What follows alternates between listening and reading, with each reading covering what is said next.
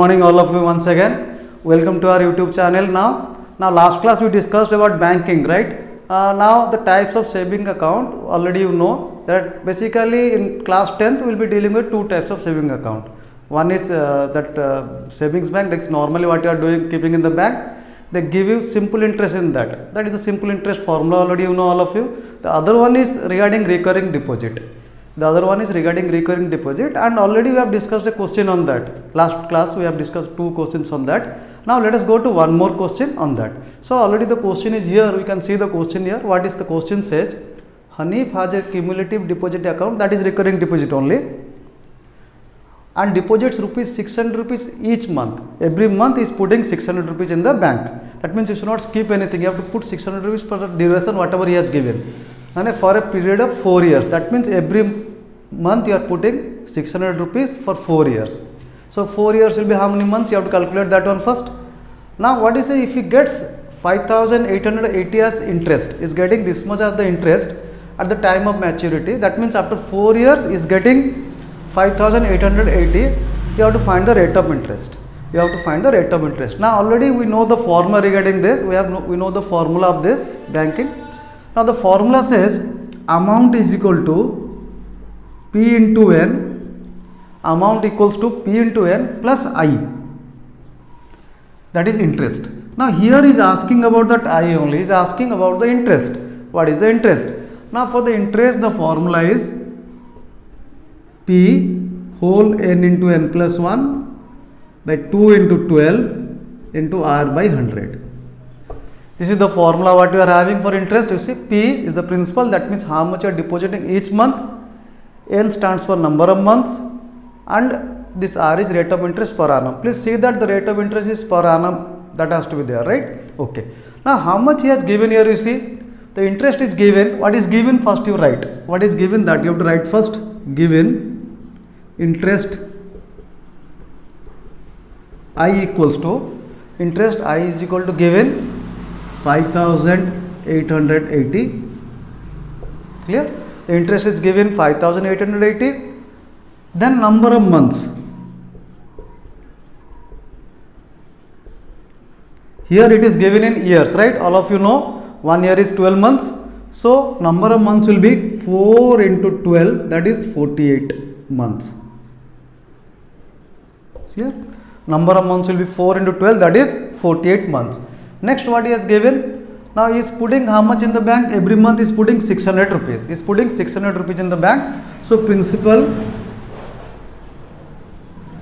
that is P equals to, principal P will be equal to how much here? Rupees 600. Now already all of you know the formula. This is the formula what you are supposed to use. That is I equals to P whole into N plus 1 by 2 into 12 into R by 100. Just we have to put the formula, that's all here. Now what is the interest he has given? 5880 is the interest. Okay. Next P is given 600. Then N is given here 48. That is 48 plus 1 and 2 into 12 into R by 100. Clear?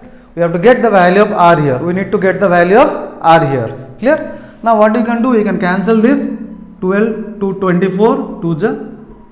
Clear? Now 100 I can cancel with this 6. Okay. So what will be getting? 5880 equals to, 5880 equals to, here we are having 12, 2 6 the 12 into 49 into R. Clear? Now what is the value of R here? So R will be equals to, R equals to what will be getting, as this is multiplied this side, so what will be getting? R is equal to 5880 divided by 12 into 49. 12 into 49. Clear? I will be getting 12 into 49. That will be giving you 120. If you cancel 49 with 5880, you will be getting 120. Now with 12 I can cancel this, will be getting 10%. Now the rate of interest is 10% per annum, right? You have to write down that at the end, interest rate is 10% per annum. Clear? Let us discuss one more question of banking. Okay. Okay. Now let's see. We have a question like this. Samita has a recurring deposit account of rupees 2000 per month. That means she is keeping 2000 every month. Here the principal is given, that is 2000 rupees. At the rate of 10% per annum. She is keeping 2000 rupees per month in a bank and the rate of interest is given is 10% per annum. Now at the time of maturity, she is getting 83,100. At the time of maturity, she is getting 83,100. Okay. Now what in the question is asking actually, for what time the account is held actually. That means how many months the account she was having actually in the bank. Okay, let us see. Now let us write what is given first, then we will go to the formula. Let us write what is given first, then we will go to the formula. So what is given first here? Principal P is equal to rupees 2000. Next, and rate of interest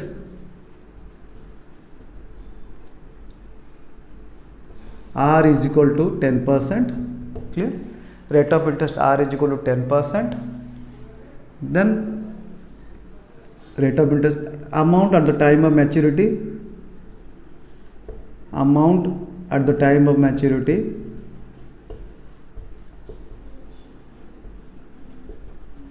is equal to 83,100. Okay. Now we know the formula. Let us say number of months is taken as n. Let number of months which you have to find is equal to n. Let number of months is equal to n. Now listen, what we'll do, we'll first put the formula. Amount equals to P into n plus n.